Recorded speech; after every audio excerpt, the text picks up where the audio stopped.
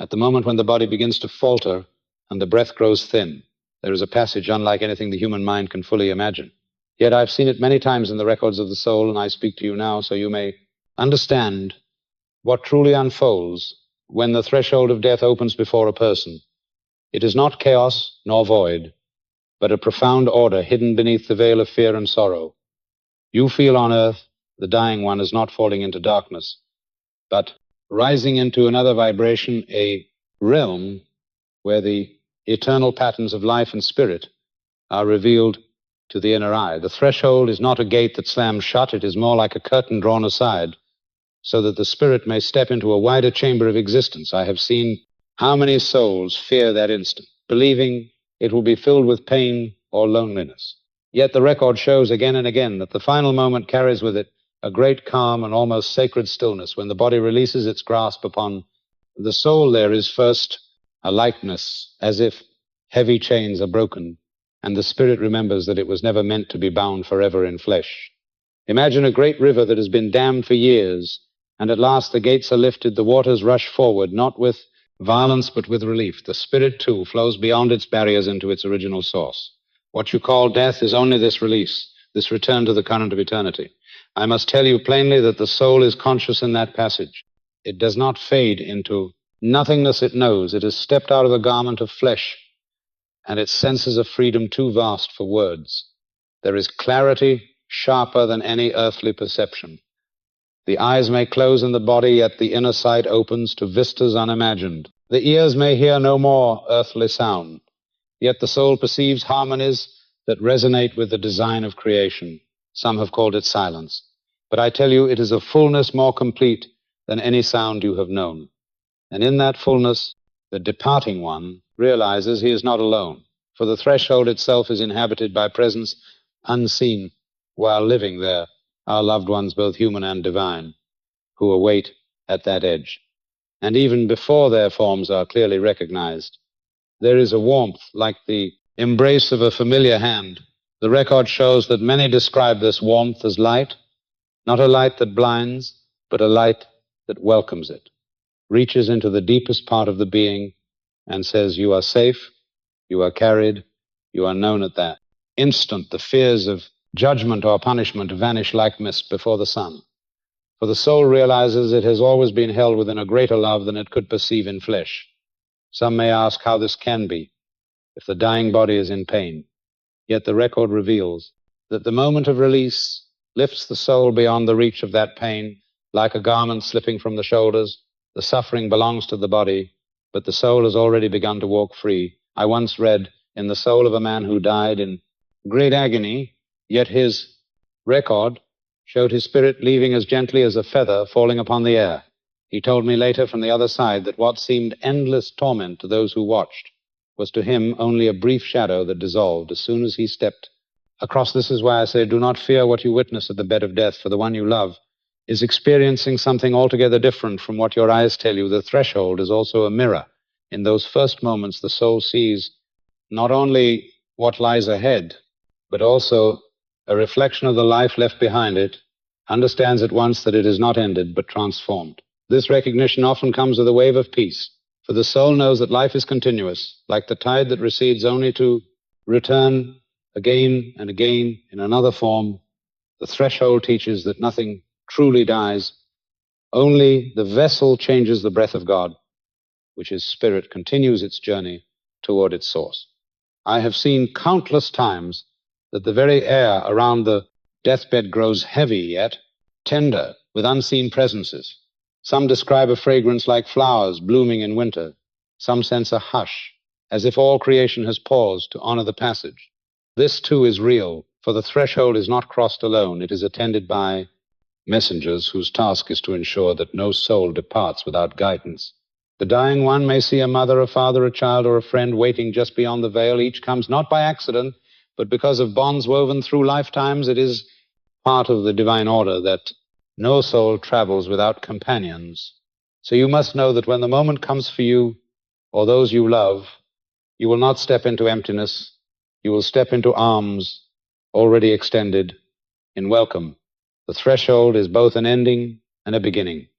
On one side, the dust returns to the earth from which it came, and on the other, the spirit returns to God, who gave it as Scripture declares it is the great rhythm of creation, returning and unfolding again in new form, the fear that grips so many hearts about this instant is born of ignorance, not truth for the truth.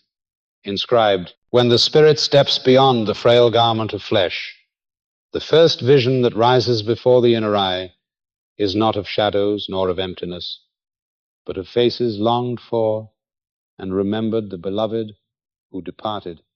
Earlier wait at the edge of the light, and I have read in many records that their presence is the first assurance to the new traveler that death is not isolation. The soul sees clearly father, mother, child, or friend, and even those who in life may have been distant now appear radiant, clothed in peace. The reason is simple. Love binds across all planes, and that bond is stronger than the grave. I have spoken often of the law of attraction of spirit like drawing to like, and in the instant of passing, this law gathers those of the same thread to receive the one who comes home. I recall the story of a woman whose record revealed her departure. She had lost a child many years before, and at her final breath she saw him standing with a smile brighter than the sun. He reached for her not with words, but with a current of pure love, and the fear that had lingered in her heart vanished, for she knew she was not crossing alone. This is not imagination. It is the pattern of eternity, repeating itself. Those who go before prepare the way, and their welcome is a bridge from the world of matter to the world of spirit. I must tell you that this encounter is not hazy, nor dreamlike. It is sharper than any earthly sight. The soul recognizes instantly who stands before it, and the joy of reunion overcomes the pain of separation for a moment. The soul feels the whole weight of longing dissolve, replaced by a peace that cannot be shaken.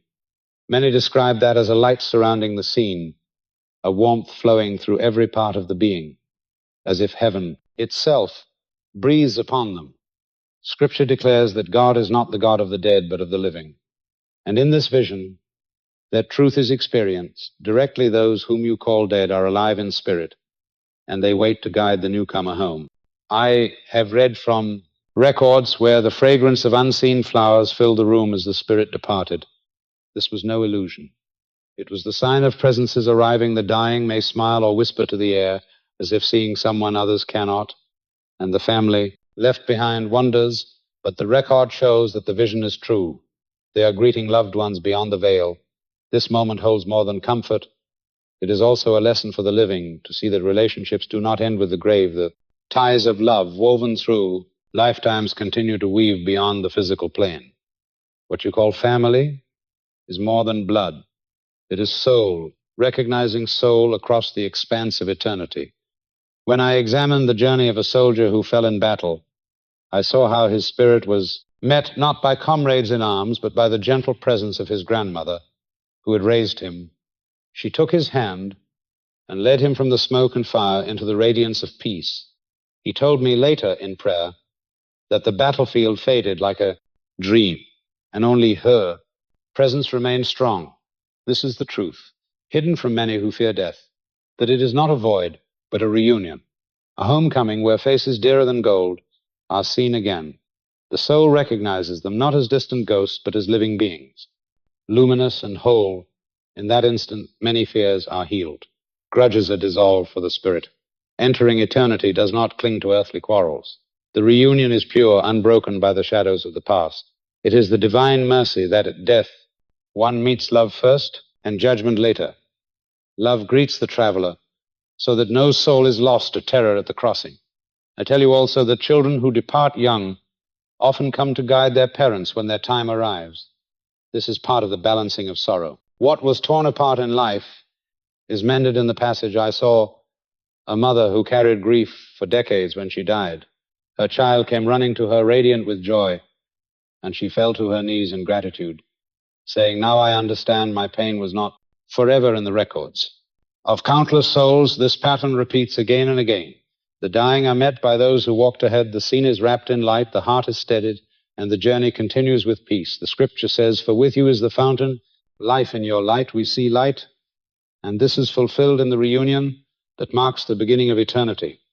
Imagine the comfort of knowing that when your own time comes, you will not face emptiness, but the embrace of those you love. Some may say, how can this be if the loved ones are in different realms or if their lives were troubled? But the truth inscribed in spirit is that all who are bound in love are permitted to appear at the crossing to bring assurance, even if their own journey lies. When the soul moves further from the body, the next awareness that arises is the release from all possessions of earth. For in the moment of departure, the weight of objects, titles, and treasures that seem so vital dissolves like mist at sunrise.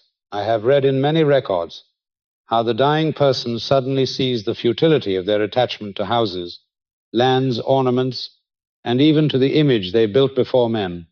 It is not sorrowful. It is liberating, like a bird freed from a cage, realizing the sky was always waiting. The truth is clear. Nothing can be carried across the veil except the qualities of the heart.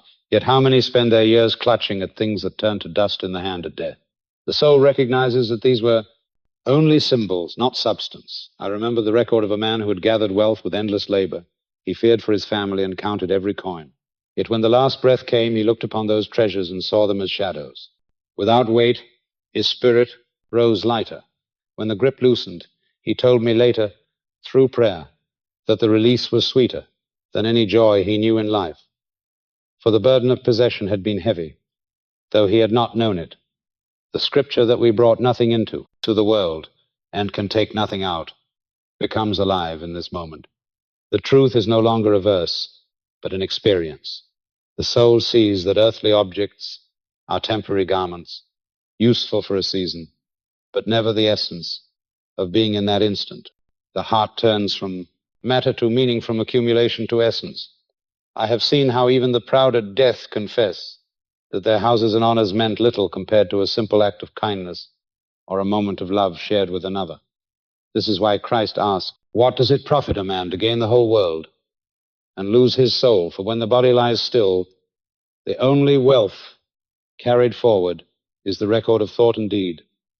The possessions that survive are love, compassion, faith, hope, and the memory of service. These are the coins of eternity. The rest is left behind. I must tell you, this release is not forced, but chosen by the soul itself.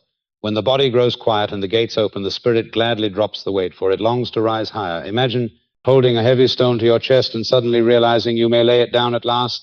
The relief floods through you and you wonder why you clutched it so long. So too with the treasures of earth. They serve their purpose, but they are not needed beyond the veil. In fact, they hinder the ascent, for the soul must be light to move freely into the higher planes. I once read a record of a woman who cherished her jewels more than her children, and in death she saw them scatter like sparks, vanishing into air. She grasped but could not hold. Then a hand touched her and said, these are not yours. They never were. Your wealth lies in the love you gave or withheld. She wept yet felt peace because she knew the truth had set her free. Death is the last teacher, and his lesson is that the substance of life is not in possessions, but in soul. The detachment that comes is not bitter. It is gentle. The spirit feels no loss, only clarity like eyes washed clean of dust, and the vision extends beyond the personal to the universal, for in that moment the soul sees how all humanity is ensnared by illusion, chasing symbols while forgetting essence, and it cries out, if only they knew. Yet it is part of the design that each must learn in his time. The release from possessions also prepares the soul for the next encounter without ties to the material. The spirit can step into the light unchained, unafraid, unburdened in this letting go. There is a joy that few imagine. The dying do not cling as much as the living fear they do. They smile sometimes, whispering that nothing matters now except love, for they sense the reality of the eternal. And compared to it, the world of possessions is like a dream fading at dawn. Even the proud heart softens, for the veil strips all illusions, and what remains is the naked truth, that we are spirit, not owners of things. In my own readings, I have often seen how souls returning to the records regret not what they lacked in wealth, but what they lacked in giving the missed kindness, the unspoken word of forgiveness, the act of mercy delayed. These weigh more heavily than any loss of gold, for they know now that these were the treasures that endure in heaven. Do not store up treasures on earth where moth and rust destroy, but store up treasures in heaven. This command echoes with power. The spirit, once released from the weight of possessions, discovers the strange and solemn vision of its own body lying below. And I have seen this moment repeated in countless records where the soul lifts as if drawn upward by unseen currents and looks back upon the vessel that once carried it. The sight is clear, not fogged nor dreamlike, but sharper than earthly vision. The face once animated is still the chest, no longer rises, the eyes are closed, yet around that form gather those who mourn. The cries, the tears, the trembling hands of loved ones are all visible to the spirit, and the spirit feels them with piercing clarity, yet without the bondage of flesh. At first there is wonder, as if the traveler has become both witness and participant.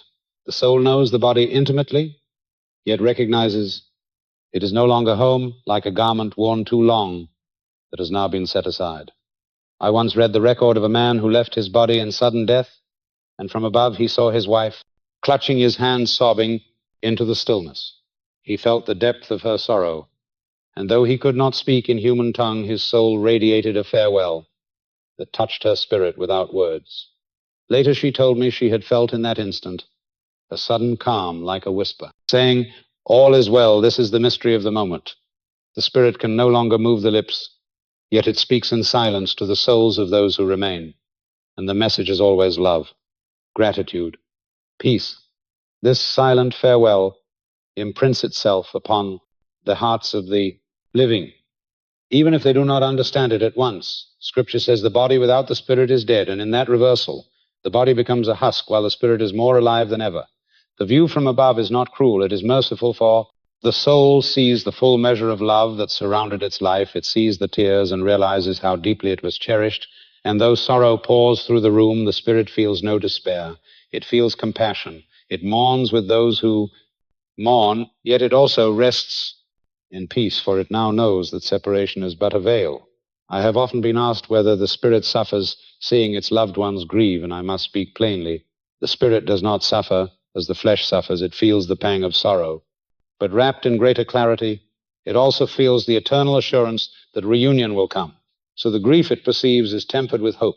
This is why many who have passed seek to linger for a short while near their loved ones, not to cling, but to comfort, to offer the silent farewell.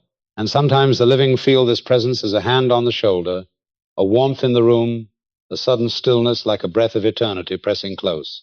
I recall a record of a young woman who left her body in childbirth. From above she watched her family weeping. Her mother bent over her form, sobbing bitterly.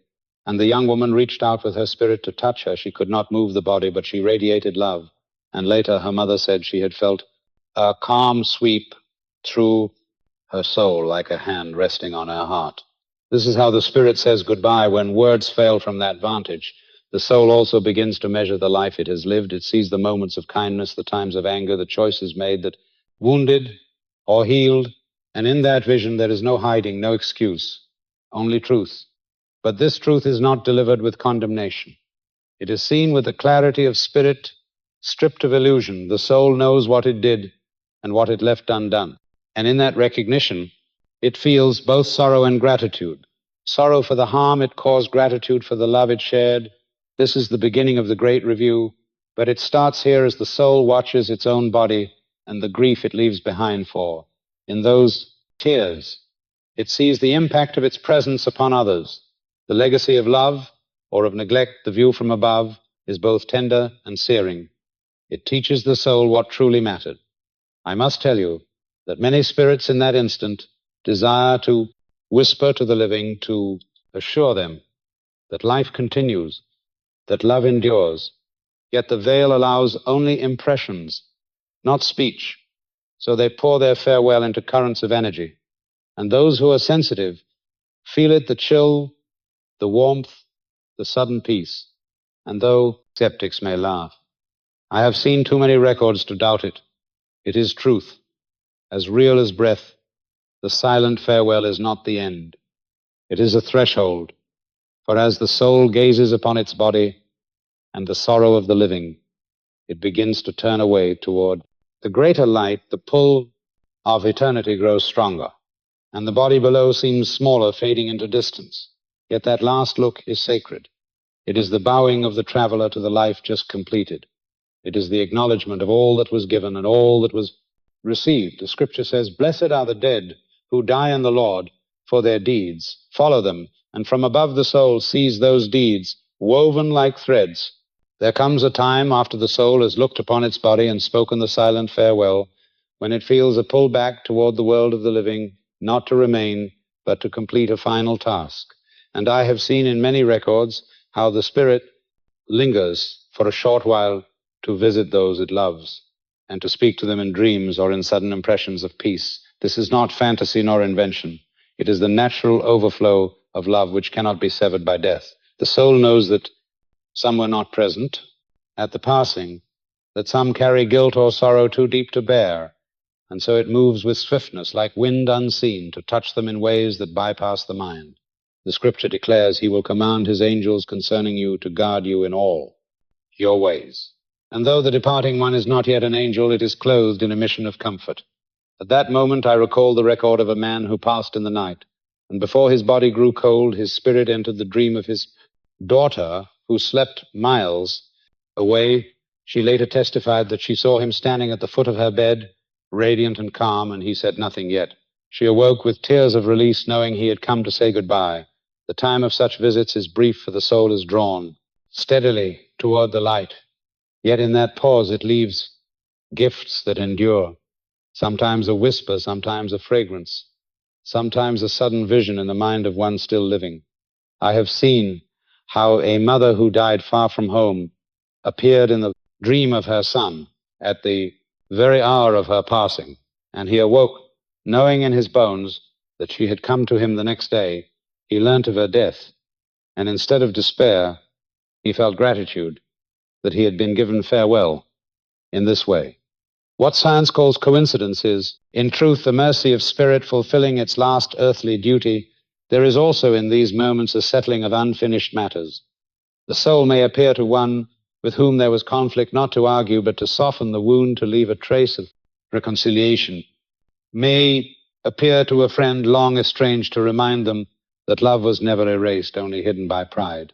And the message, though wordless, is received in the heart as a gentle nudge toward peace. These are not hauntings, they are healings. They are not the dead clinging to earth, they are the living in spirit offering closure before departure. The record shows that such appearances often take place in dreams because the mind is quiet and open. Yet they may also come in waking hours of sun puis, on a still day, a shadow of presence passing through a room, a warmth settling on the shoulders when grief is sharp. Each of these is a language of the soul. The traveler has little time, but uses what remains to leave tokens of love to those still walking the earth. I must tell you that many who have passed describe this farewell mission as both joyous and sorrowful. Joyous because they can comfort those they love, sorrowful because they feel the depth of human grief, yet the greater light surrounds them, so that the sorrow does not crush it, is like a lamp carried into a dark room. The darkness is deep, but the lamp shines steadily. They know they cannot remove the pain, but they can leave assurance that death is not an end. This truth is reflected in countless testimonies across centuries, where the living report seeing the departed just once more, radiant, calm, leaving a gift of peace and then vanishing.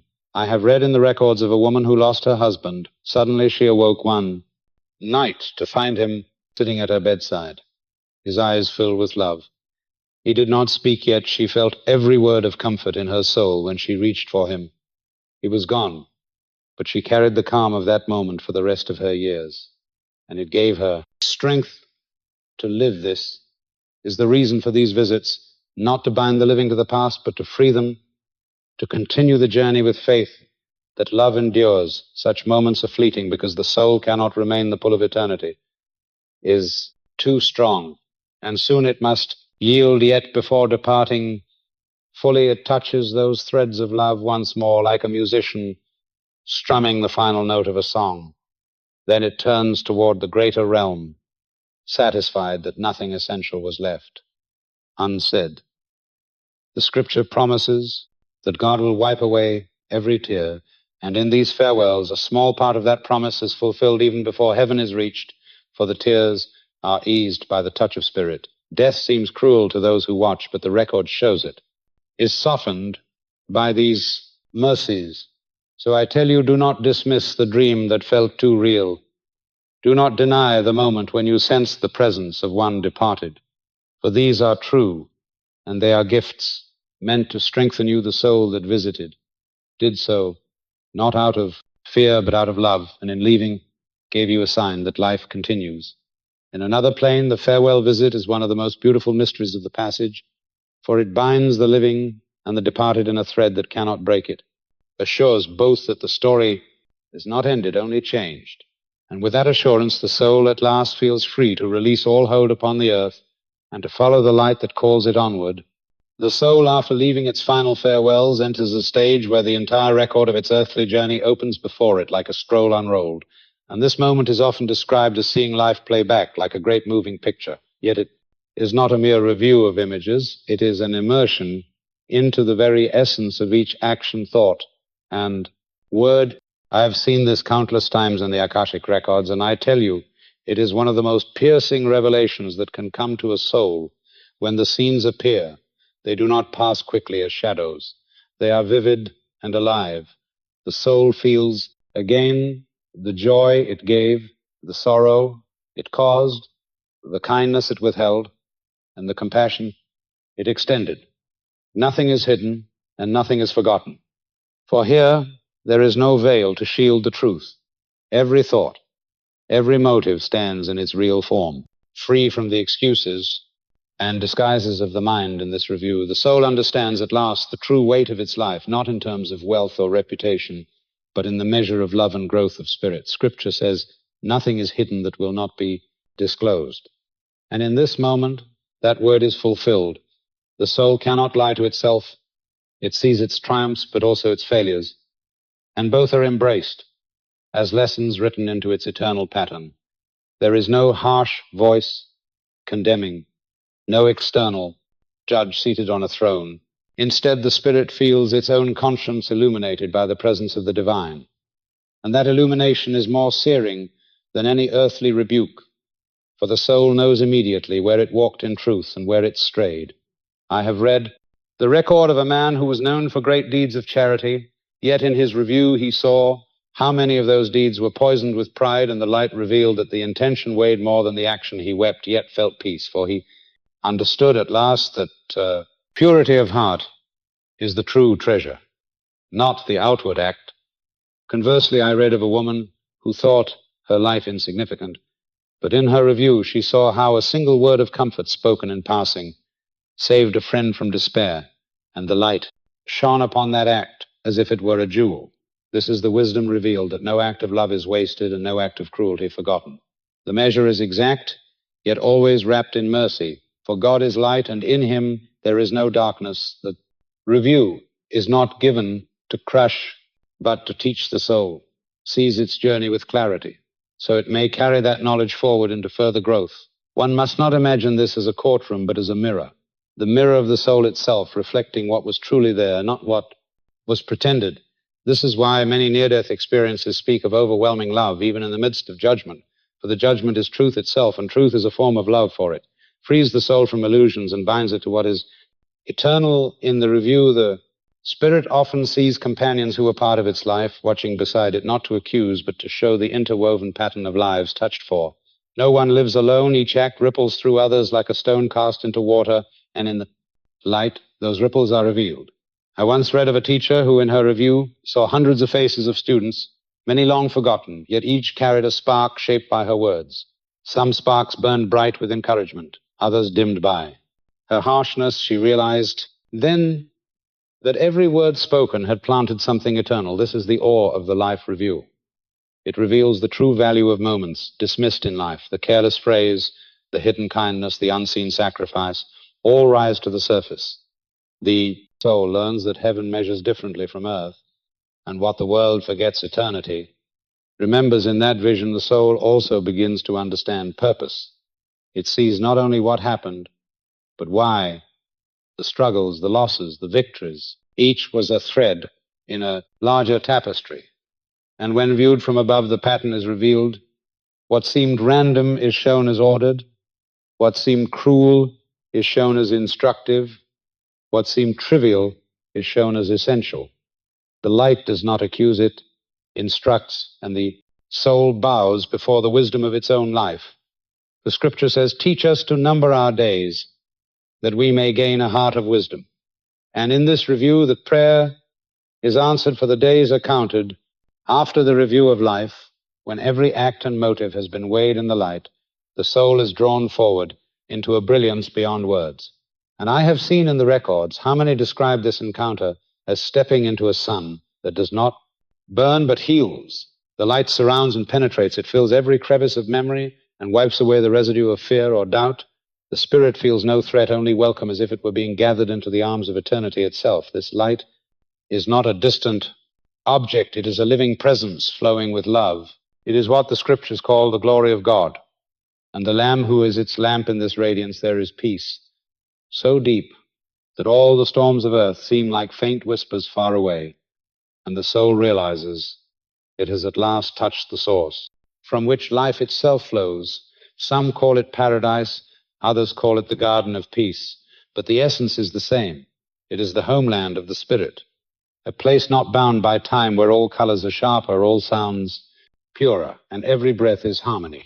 I recall reading the record of a man who was bitter in life, yet when he entered the light, he felt his bitterness dissolve like ice melting in spring. He said there was no judgment, no harsh rebuke, only a love so immense that he could not resist it. He felt at once both exposed and embraced. Every fault known, yet every fault forgiven. Such is the power of this light.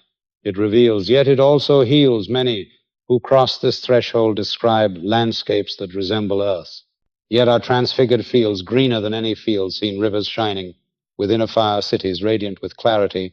They know they are not hallucinating, but perceiving the true pattern of creation, unshadowed by corruption. Scripture hints at this when it speaks of the city with no need of sun or moon, for the glory of God gives it light. And in the records I have seen this fulfilled. The soul walks there and feels not alone, but accompanied by presences of purity, sometimes angelic, sometimes loved ones already transformed. Each radiates the same light, and their song is harmony without words. I must tell you that this light is not merely external. It becomes internal. The soul feels itself shining with the same radiance it once beheld as other. The union of self and source begins here. The distinction between creature and creator grows thin, and yet the soul does not vanish. It becomes more truly itself than ever before, free of shadows, free of lies, clothed in the clarity of God. In that place, the soul understands that what it glimpsed dimly in life was always a preparation. Every prayer, every act of love, every longing for truth was a seed for this moment. And now the harvest has come. The light is the proof that nothing of spirit is wasted. I once read the record of a young child who died in innocence. She described fields of flowers that sang to her and a warmth that called her by name. She felt no fear. She knew she was home. This home is not a place measured in distance. It is a state of being in which the soul knows itself eternal. The peace of this realm is unbroken. There is no urgency, no hunger, no sorrow. The former things have passed away, and the spirit rests as if upon the very heartbeat of God. Yet even in that rest, there is movement, for the light draws the soul deeper into understanding, showing glimpses of mysteries long hidden, the purpose of pain, the weaving of destiny, the interlacing of lives across centuries. The soul sees that it was never alone, never forgotten, always carried within this design. This is why many who return from near death speak of reluctance to leave, for once they have tasted the peace of that light earth, with all its turmoil, seems small and fleeting. I have witnessed in the records how some begged to stay, yet were told their time was not finished, and so they returned, bearing a fragment of the radiance with them. Their lives afterward were forever changed, for how can one walk again in shadows after glimpsing the sun? Soul that is permitted to remain, however, goes further and discovers that this light is not only comfort, it is calling. It is the voice of the divine saying, "Come home, you are mine." It is the fulfillment of the promise that those who follow shall not walk in darkness, but shall have the light of life. And in surrendering to it, The soul feels not diminished but exalted, more whole than it ever was in flesh. When I trace the patterns of many lives, I see that this encounter with the light is universal. It comes to the humble and to the proud, to the saint and to the sinner, for the mercy of God is to offer every soul the chance to step into his radiance. Yet how each receives it differs. The willing are swept into joy, the fearful tremble, yet are still embraced. Resistant cling to shadows, but even then the light surrounds them, waiting, patient, eternal. This is the truth, hidden from human eyes, that the end of life is not swallowed by darkness, but bathed in brilliance. And though men argue about heaven and hell, the soul knows, beyond the great light, the soul discovers a deeper revelation, that all of life had purpose. Nothing was random, nothing was wasted. And I've seen in the records how this moment arrives like a wave of clarity, washing over the spirit. The soul perceives that each sorrow, each joy, each delay, and each triumph was part of a greater design. It understands now that before entering the body, it chose lessons and pathways, and that those lessons unfolded with precision, even when from the earthly view they seemed chaotic. This recognition is not vague, it is piercing and exact. The soul sees how one meeting led to another, how one wound opened the way for compassion, how one loss awakened the seed of faith. The truth stands clear that everything served the evolution of the spirit. The hardships that seemed unbearable were in fact the very tools that shaped strength. The disappointments that bruised the heart were chiseled into wisdom. The delays that angered the mind were moments when unseen hands were aligning destiny. The scripture says, there is a time for everything under heaven, and in this revelation the soul sees that those times were not accidents, but appointments written in the deeper order of creation. I recall the record of a man who cursed his poverty, thinking it injustice.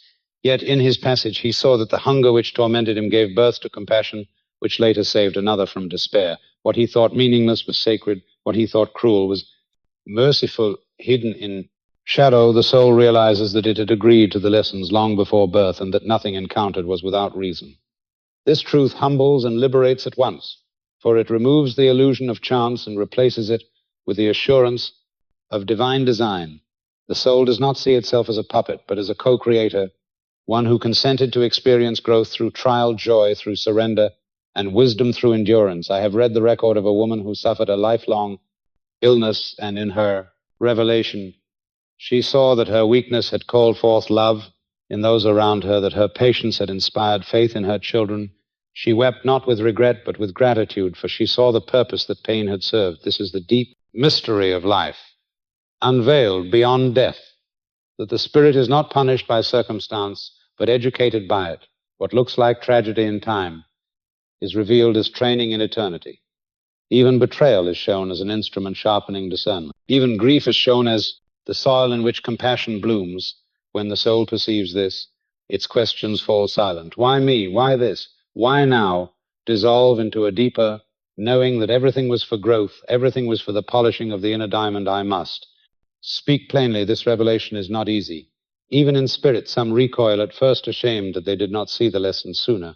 But the light of divine presence softens their shame and teaches them that awakening is always on time. The purpose of life is not perfection, but progress, not comfort, but expansion of the soul.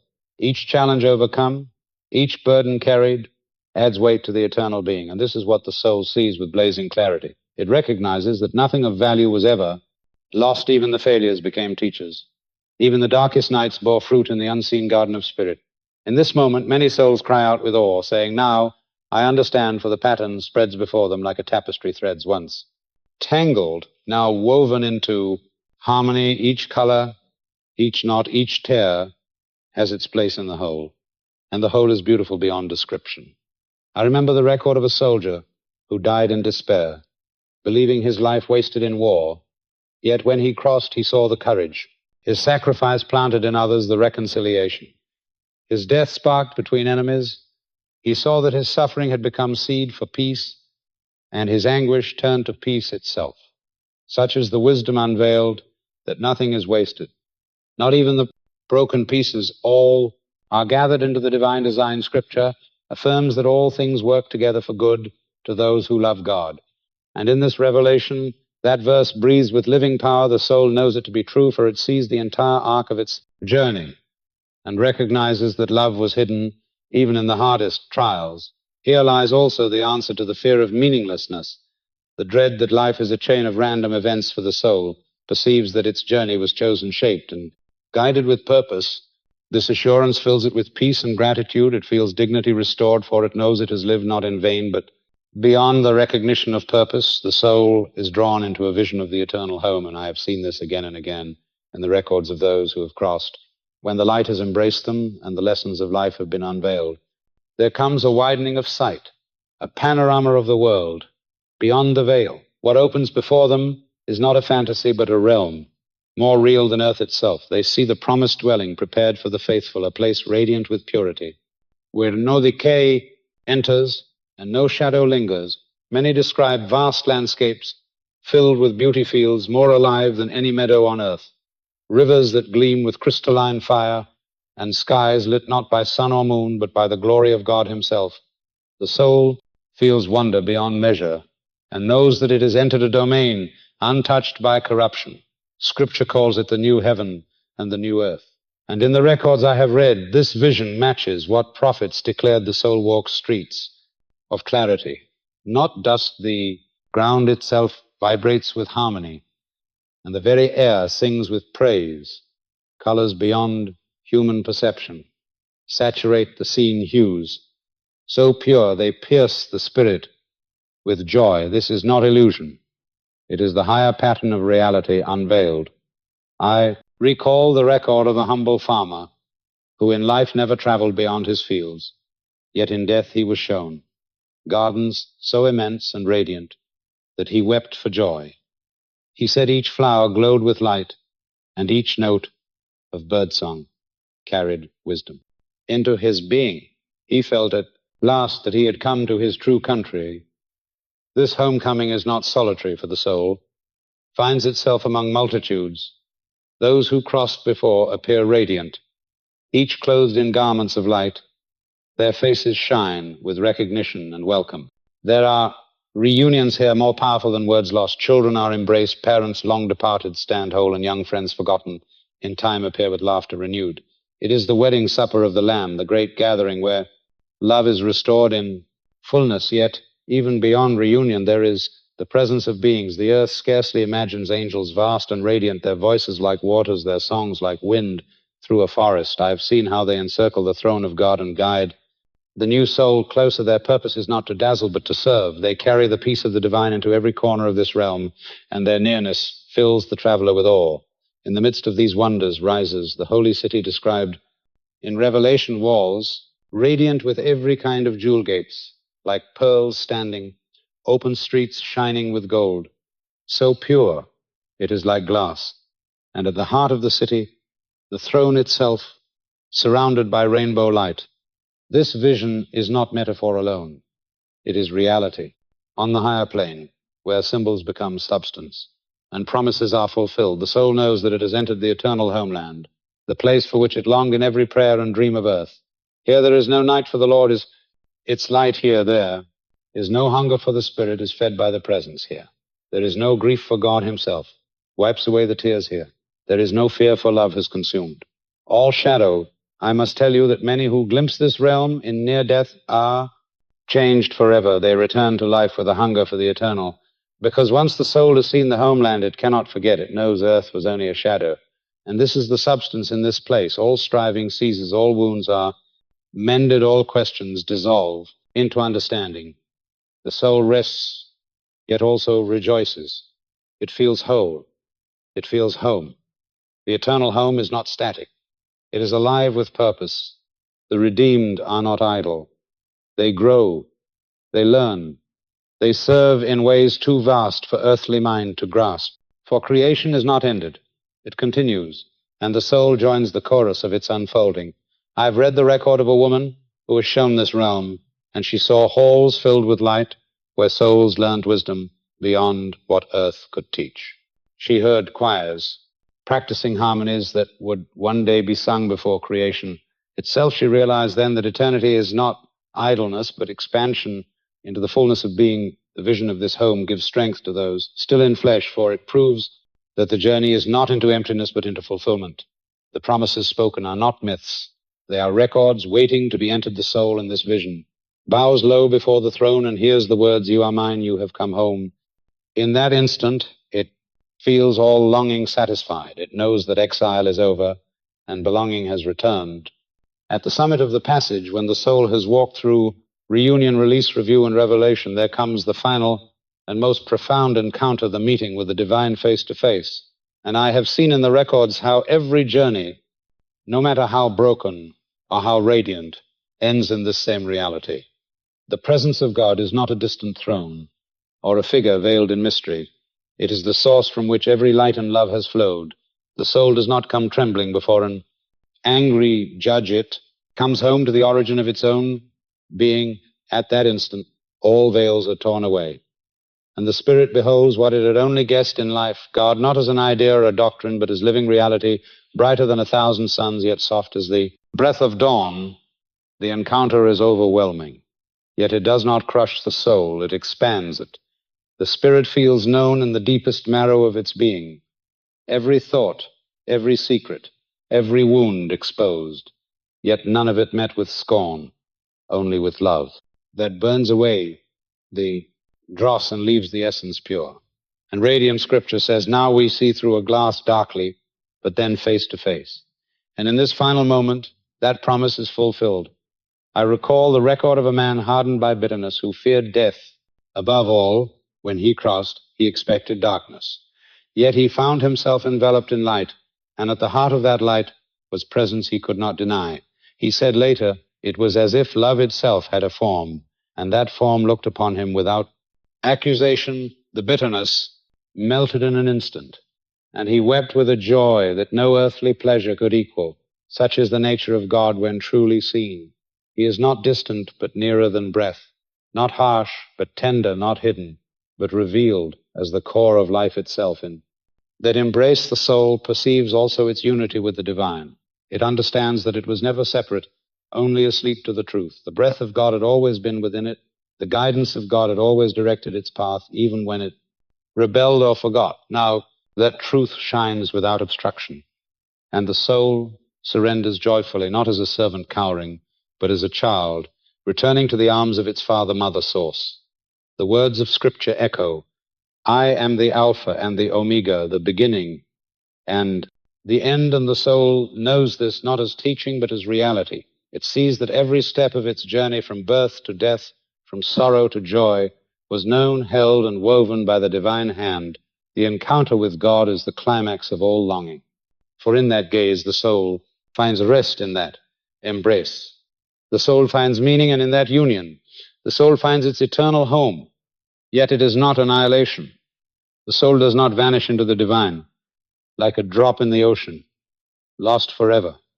It becomes more itself, more alive, more radiant, for true union does not erase identity. It fulfills it, just as a seed disappears into the earth, not to die, but to grow into the fullness of what it was meant to be. So too does the soul find in God the fulfillment of its design. In this union, questions fade. The ache of separation dissolves. The fear of loss is no more. And the truth remains that love is the only power, and God is love. I must tell you that in these records I have seen no soul turned away, no one denied the gaze of the divine. Some tremble, some resist, some hide their face. Yet even then the love persists, patient, eternal, unyielding, until the soul at last consents to be loved. And when that consent comes, even if it takes ages, the union is made, and the soul rests in peace. This is the destiny written in every heart. This is the final horizon, beyond all horizons. When I speak of this, I do so not to stir emotion, but to bear witness that death is not the end, but the entrance into the truth, for which life itself was training. The reunion with God is not reserved for saints alone. It is the inheritance of all, for all are his children, and he leaves none behind. What differs is only the readiness of the soul to recognize what has always been true. The final encounter is also the final healing. every wound closed, every chain broken, every shadow dissolved. I have read of souls who in that moment were shown the reasons for their deepest suffering, and they saw that even pain had been held within the embrace of God. Nothing wasted, nothing abandoned, everything gathered into the fullness of love. The scripture says, in his presence is fullness of joy, and at his right hand are pleasures forevermore. And the soul knows this not as poetry, but as experience. Joy beyond measure, peace. Beyond words, love without end. And with this realization, the journey is complete. The soul no longer clings to past identities. It no longer fears what lies ahead for. It has reached the eternal present, where God is all in all. The records close here, not with an end, but with a beginning, for the soul continues to grow, to serve, to expand within the infinite mystery of God. Yet it does so without fear, for it knows it is home forever.